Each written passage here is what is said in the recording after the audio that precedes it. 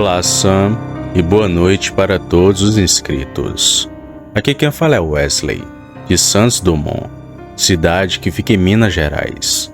Já contei alguns relatos aqui no seu canal, e venho outra vez para contar mais dois causos acontecidos com meu avô, Mário Francisco Canedo, e com meu pai, Mário Lúcio Canedo.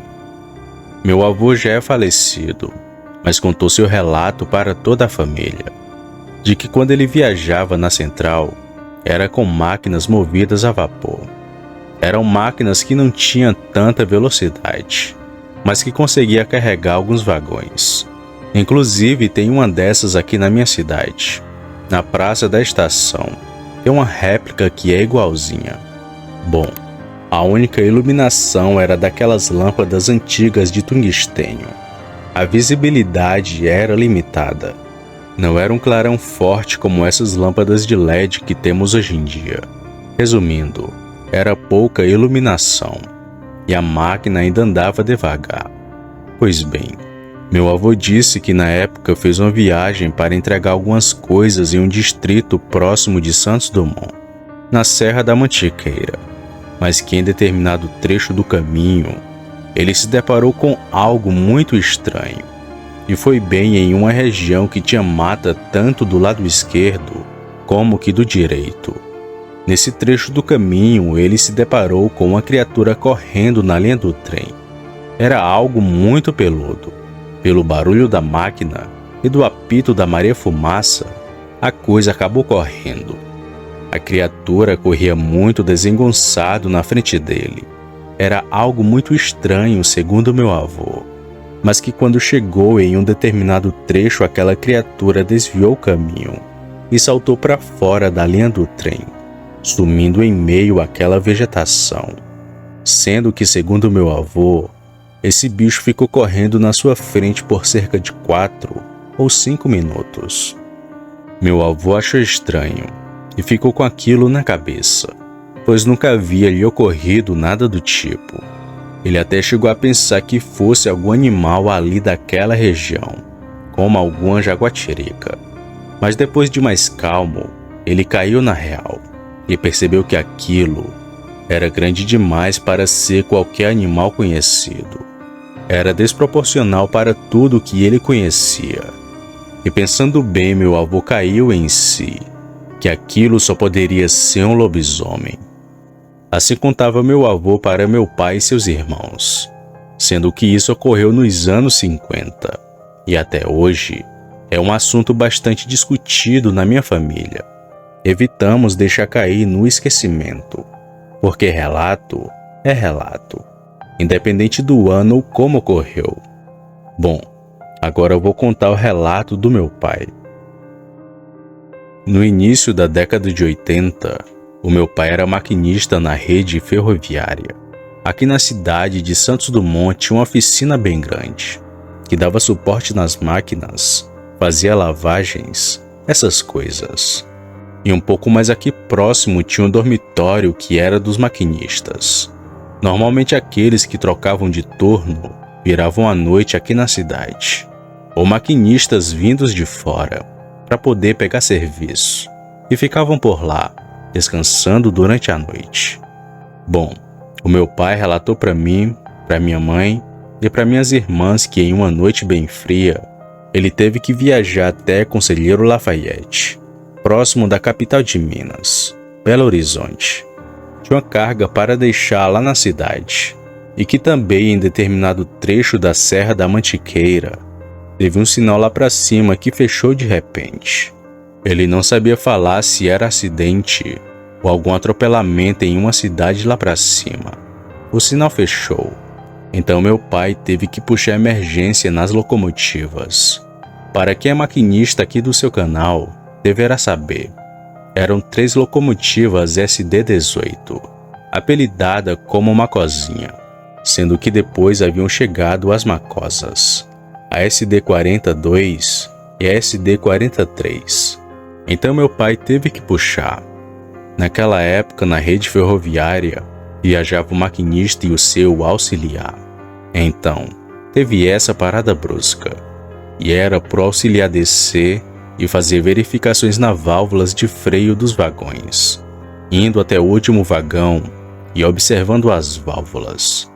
Mas acabou que nesse dia meu pai quem desceu para verificar e pediu para o seu auxiliar ficar dentro da locomotiva para tomar conta de tudo. E assim ele fez. Pegou a lanterna e foi fazer a checagem. Mas chegando em um determinado local, meu pai avistou um ser que estava fumando charuto, que de longe parecia que fumava de 5 a 6 charutos de uma única vez.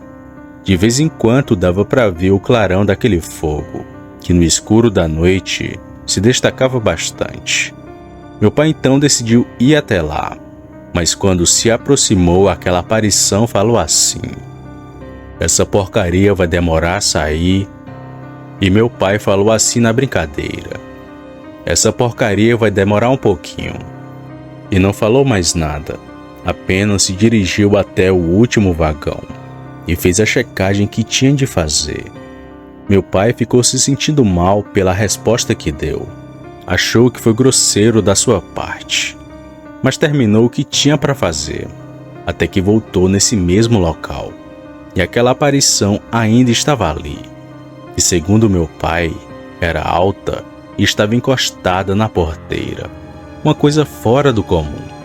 Meu pai se virou para aquilo e falou assim: "Boa noite, nós já estamos indo." E a aparição respondeu meu pai dizendo: "Siga teu caminho, que a noite é minha." Meu pai se arrepiou todinho quando escutou a resposta daquela coisa. Saiu com muita pressa, tropeçando nas pedras que tinha no caminho, até que enfim chegou na cabine da locomotiva e falou pro auxiliar da estranha aparição que ele viu. E o auxiliar dele falou assim: "Isso é coisa de outro mundo." Meu pai ficou pensando naquilo, mas depois deu partida para seguir viagem. Até hoje meu pai nos conta esse caso com muitos detalhes, e que ele acredita que isso foi algo sobrenatural, uma coisa daquelas fumando 5 charutos e ter toda aquela altura, algo normal que não era. Até alguém alto não seria comparável, uma coisa sombria e que não tem explicação até hoje. Boa noite.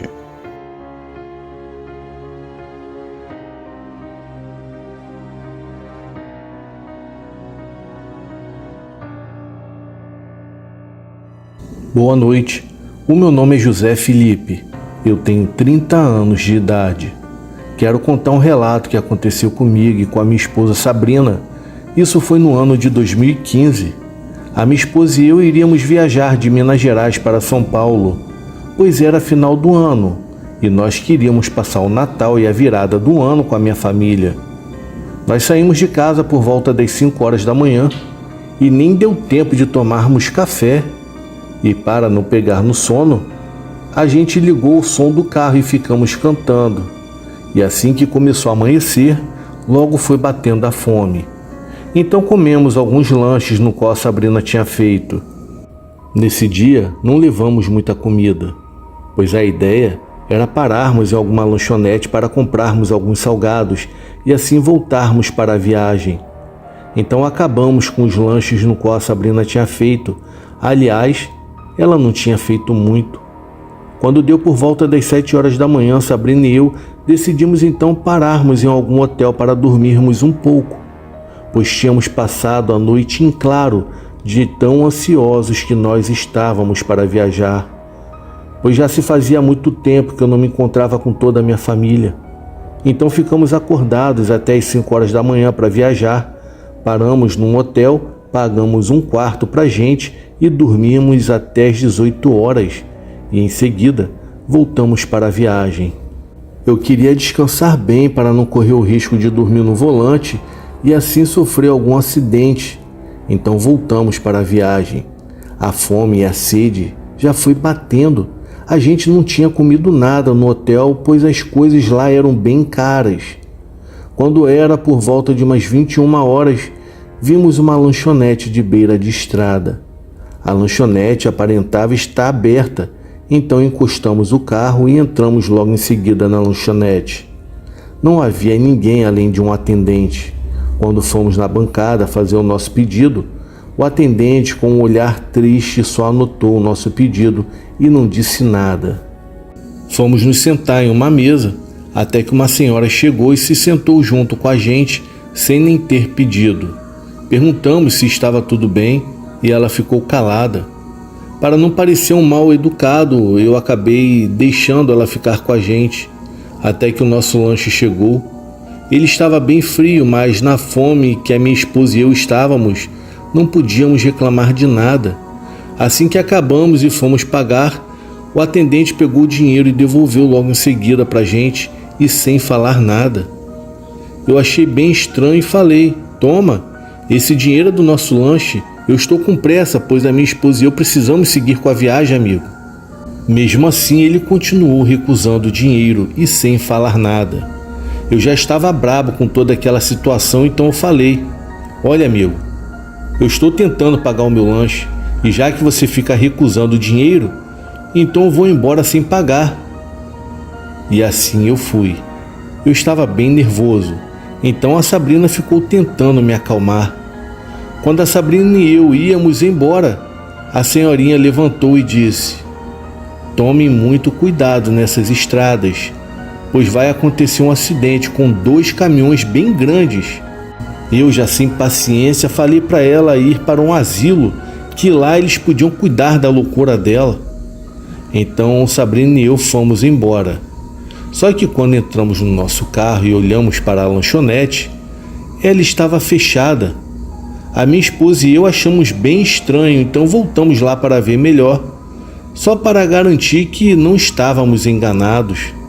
E quando chegamos em frente à tal lanchonete, realmente ela parecia estar abandonada por anos. Ela estava fechada. Lá dentro não haviam mesas e estava tudo velho, caindo aos pedaços. E a senhorinha que se sentou com a gente simplesmente havia sumido. Então a minha esposa e eu ligamos o carro e vazamos de lá rapidamente. E logo no meio da estrada, infelizmente aconteceu o tal acidente entre os 2 caminhões no qual a senhora havia nos alertado. O acidente havia acabado de acontecer.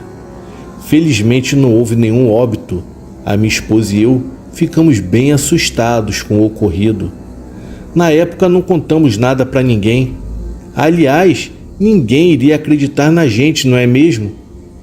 Hoje em dia, eu e minha esposa ainda estamos juntos e sempre lembramos daquele dia. E hoje em dia eu penso, será que quando entramos naquela lanchonete, na verdade, havíamos entrado no 7 Além e entramos em um mundo paralelo? Bom, só sei que depois dessa eu fiquei um bom tempo sem entrar nessas lanchonetes de beira de estrada. Pessoal, esse é o meu relato. Eu desejo a todos uma boa noite.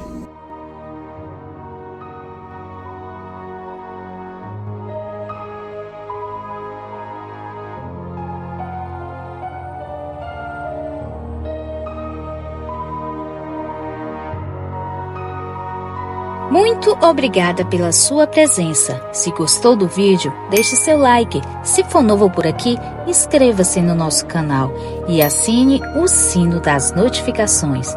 Comente qual a sua cidade. Também aceitamos sugestões de vídeos. Se gosta do nosso trabalho e quiser nos ajudar, se torne membro ou dê um valeu. Também compartilhando os vídeos com seus amigos nos ajuda a alcançar mais pessoas. Desde já agradeço e até o próximo vídeo. Tchau, curiosos!